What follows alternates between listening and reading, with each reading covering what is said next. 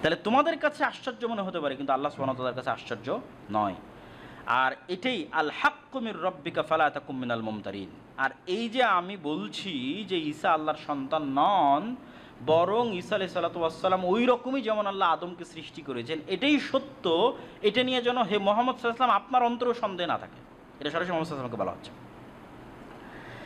আর যদি মানুষ আপনার সাথে এটা নিয়ে বেশি তর্ক বিতর্ক করে, খ্রিস্টানরা পরের আয়াতে ফামান হাজ্জাকা ফীহি মিন বাদি মা জাআকা মিনাল ইলম, এই সত্য কথা বলে দেওয়ার পরেও যদি খ্রিস্টানরা আপনার সাথে বেশি তর্ক বিতর্ক করে, এই আয়াত তখন অবতীর্ণ হচ্ছিল যখন নাজরান থেকে একদল খ্রিস্টান আসছিল এবং তারা ঈসা আলাইহিস সালামের জন্ম সম্পর্কে এবং ঈসা আলাইহিস সালাম সম্পর্কে ইসলামের আকীদা কি সেটা জানতে চায়। তো যদি এর পরেও বেশি তর্ক বিতর্ক করে, তাহলে আপনি ওপেন চ্যালেঞ্জে চলে যান। চ্যালেঞ্জ কীভাবে দিবেন? নাদউ আবনাআনা ওয়া আবনাআকুম, এই খ্রিস্টানরা আসো, তোমাদের ছেলে মেয়ে, তোমাদের বাড়ির স্ত্রী পুত্র সব, ওনিসাআনা ওয়া নিসাআকুম, আমাদের ছেলে মেয়ে আর আমাদের বাড়ির স্ত্রী পুত্র সব। কোথায় যাব? আমরা খোলা মাঠে যাব। সুম্মা নাবতাহিল ফানাজআল লা'নাতাল্লাহি আলাল কাযিবিন, তারপর আমরা মুবাহালা করব যে কে সত্য, ঈসা আল্লাহর সন্তান না ঈসা আল্লাহর বান্দা। আমি মুহাম্মদ বলছি ঈসা আল্লাহর বান্দা, যেমন আদমকে সৃষ্টি করেছে ঈসা আলাইহিস সালাতু ওয়াস সালাম। আর তোমরা যদি বলো ঈসা আল্লাহর সন্তান, তাহলে চলো আল্লাহর অভিশাপ মিথ্যকদের উপর বর্ষিত। তো আল্লাহ সুবহানাহু ওয়া তাআলা বলতে বলতে বলতে বলতে এই সর্বোচ্চ যে চ্যালেঞ্জ সেটাও জানিয়ে দিলেন মুহাম্মদ সাল্লাল্লাহু আলাইহি ওয়াসাল্লামের মাধ্যমে। এবার এই আয়াত যখন আল্লাহ অবতীর্ণ করলেন, তখন নাজরানের প্রতিনিধি দল নবম হিজরিতে মুহাম্মদ সাল্লাল্লাহু আলাইহি ওয়াসাল্লামের কাছে মদিনাতেই আছে। মুহাম্মদ সাল্লাল্লাহু আলাইহি ওয়াসাল্লাম আলীকে বললেন, ফাতেমাকে বললেন, আর যারা ছিল সবাইকে বললেন চলো বের হয়ে, আল্লাহ আদেশ দিয়েছে মুবাহালার জন্য। এবং তাদেরকেও বললেন যে চলো তোমরাও তোমাদের ছেলে মেয়ে স্ত্রী পুত্র নিয়ে চলো আমরা মুবাহালা করি। তখন নাজরানের খ্রিস্টানরা পরস্পর পরামর্শ করলো যে পৃথিবীতে যদি সত্য নবীর বিরুদ্ধে দাঁড়ানো হয় এবং সত্য নবীর দোয়া অভিশাপ হিসেবে যদি ফিরে আসে, তাহলে ওই জাতির ধ্বংস ছাড়ার কোনো রাস্তা নেই। তো যদি মোহাম্মদ সত্য নবী হয়, আর যদি মোহাম্মদের দোয়া রব্বুল আলমিনের কাছে সত্য হিসেবে আমাদের উপর অভিশাপ হিসেবে ফিরে আসে, তাহলে আমাদের ধ্বংস ছাড়া কোনো রাস্তা নেই, অতএব মোবাহালা করার দরকার নেই। তখন তারা আর মুহাম্মদ সাল্লাল্লাহু আলাইহি ওয়াসাল্লামের সাথে মোবাহালায় অংশগ্রহণ করেনি। ইন্না হাযা লাহুল কাসাসুল হক ওয়া মা মিন ইলাহিন ইল্লাল্লাহ ওয়া ইন্নাল্লাহা লাহুল আজিজুল হাকিম।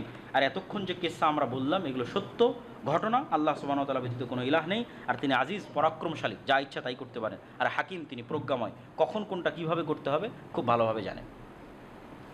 তো আমাদের সময় সংক্ষিপ্ত, এই জন্য আমরা সূরা মারিয়ামের যে অংশটুকু বাকি থাকলো মারিয়াম আলাইহিস সালাম সম্পর্কে সেটা বলতে পারলাম না। তবে একটা কথা না বললেই, আজকের বক্তব্যের মধ্যে একটা কথা প্রাসঙ্গিক, যেটা না বললেই নয়, সেটা বলে শেষ করব। এই পুরো ঘটনা থেকে আমরা কি শিখলাম? এই পুরো ঘটনা থেকে আমরা ইয়াহইয়া আলাইহিস সালামের জন্ম, জাকারিয়া আলাইহিস সালামের, তারপরে হচ্ছে মারিয়ামের জন্ম, তারপর আলাইহিস সালামের সন্তান ঈসা আলাইহিস সালামের জন্ম, সবগুলো থেকে যেটা শেখা গেল সেটা হচ্ছে মানুষের সম্মান এবং মর্যাদা, জিকির আজকার, সকাল সন্ধ্যার তাসবিহ, সালাত, এবং ওই সূরা মারিয়াম যদি তেলাওয়াত করতাম ওখানেও দেখতেন যে ঈসা আলাইহিস সালাম কী বলছেন। এবং আল্লাহর নবীর একটা হাদিস আছে যে একদিন জাকারিয়া ইয়াহইয়া আলাইহিস সালাম মসজিদে আকসায় সব বনু ইসরায়েলকে ডাক দিয়ে বললেন তোমাদের জন্য 5টা উপদেশ, এবং ওখানেও সালাত এবং জিকির আজকারের কথা আছে এবং জাকাতের কথা আছে।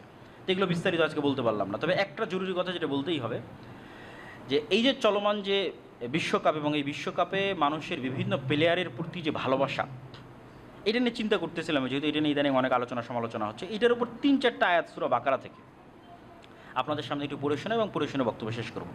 যে অনেকে এরকমও লিখেছে যে সে যদি মেসির সাথে জাহান্নামে থাকা লাগে তবুও সে খুশি, নাউযুবিল্লাহি মিন যালিক।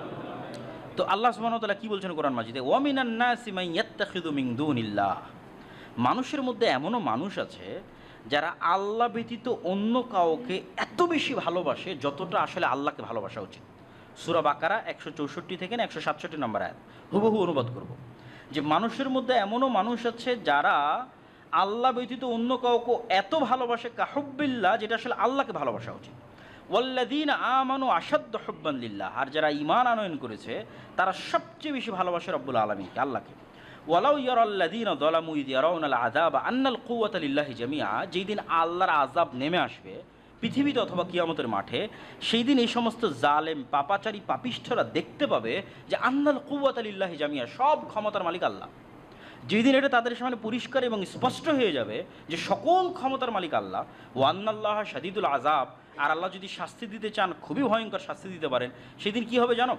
ইয তাবাররা আল্লাযীনা তুবিউ মিনাল্লাযীনা ইত্তাবাউ, সেই দিন অবস্থার ভয়াবহতায় মানুষ যাদের ফ্যান ফলোয়ার ছিল, মানুষ যাদেরকে ভালোবাসত জান এবং প্রাণ দিয়ে, ওই সমস্ত যারা আমরা যেটা বলি ভাইরাল বলেন অথবা খুবই জনপ্রিয় বলেন, তো সেই জনপ্রিয় ভাইরাল অথবা যেটাই বলেন, যাদের মানুষ ব্যাপকভাবে ফ্যান ফলোয়ার ছিল, তারা যখন অবস্থার ভয়াবহতা দেখবে তখন তারা কি করবে, এদের থেকে নিজেদের সম্পর্ককে ছিন্ন করে নেবে। তো আমি তো জানি না এই কে। যখন অবস্থার ভয়াবহতা এতটা হবে, সেই দিন তাদের অনুসারীদের থেকে সম্পর্ক ছিন্ন করে নেবে।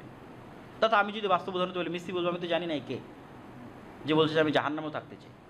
আল্লাহ বলছেন ইদ তাবাররা আল্লাযিনা তুবিউ মিনাল্লাযিনা ইত্তাবাউ, যাদের ফ্যান ফলোয়ার, ওরা ওদের ফ্যান ফলোয়ার থেকে সম্পর্ক ছিন্ন করে নেবে অবস্থার ভয়াবহতায়। ওরা আযাব দেখে এত হতবিহ্বল হয়ে যাবে যে তাকাত্তাআতিল আসবাব, দুনিয়ার সকল উপায় এবং মাধ্যম ওই দিন ছিন্ন হয়ে যাবে। ওয়াকাল আল্লাযিনা ইত্তাবাউ, ওই দিন যখন ওরা বলবে যে আমি তো চিনি নাই কে, যে এত ভালোবাসা প্রকাশ করতেছে, আজীবন সেই গেঞ্জি গায়ে দিয়ে থেকেছে, বলেছে না আমি যেখানেই হোক তার সাথে থাকতে চাই, যেতে চাই, তখন ওর গুরুই যখন বলবে যে আমি তো চিনি নাই কে, হুইজ হি, কে সে, জানি নাই কে, কই থেকে আসলো, আমি তো বলি না আমার অনুসরণ করতে, আমাকে মানতে। তখন কি হবে, যখন এরকম ছ্যাঁকা খাবে, মানে একদম খাঁটি বাংলায় বললে যখন এই ছ্যাঁকাটা খাবে, তখন এবার ফ্যান ফলোয়াররা বলবে লা ওয়ান্না লানা কাররাতাং ফানাতাবাররা মিনহুম কামা তাবাররা মিন্না, রে যদি দুনিয়াতে যাওয়ার সুযোগ পেতাম তাহলে আজকে যেভাবে সে বলল কে, একে তো আমি চিনি না, দুনিয়াতে ওকে গিয়ে বলে আসতাম আরে তুই কে, আমি তোকে চিনি না। আবার যদি দুনিয়াতে যাওয়ার সুযোগ পেতাম তাহলে আমিও একটু এরকম সম্পর্ক ছিন্ন করতাম যে ও কে আমি চিনি না, কেন আজ কিয়ামতের মাঠে ও বলতেছে এ কে, আমি তাকে চিনি না। তাহলে যদি আবার কিয়ামতের মাঠে ফিরে যাওয়ার সুযোগ হতো, দুনিয়াতে আর যাওয়ার ফিরে যাওয়ার সুযোগ হতো, তাহলে আমরাও একটু চেষ্টা করতাম এই সমস্ত জনপ্রিয় ব্যক্তিদের থেকে একটু নিজের সম্পর্কটা ছিন্ন করে নিতে, দেখাতে একটু তাদের মুখের উপর যে আমি চিনি না তুমি কে। এখন কিয়ামতের মাঠে সে বলতেছে যে সে চিনে না আমি কে। কাযালিকা ইউরিহিমুল্লাহু আমালহুম হাসারাতিন আলাইহিম ওয়া মা হুম বিখারিজিনা মিনান নার, এইভাবেই আল্লাহ কিয়ামতের মাঠে মানুষের আমলকে তার সামনে আফসোস করে তুলে ধরবেন এবং পেশ করবেন। আল্লাহ সুবহানাহু ওয়া তাআলা আমাদের হেফাজত করুক, আল্লাহুম্মা আমিন।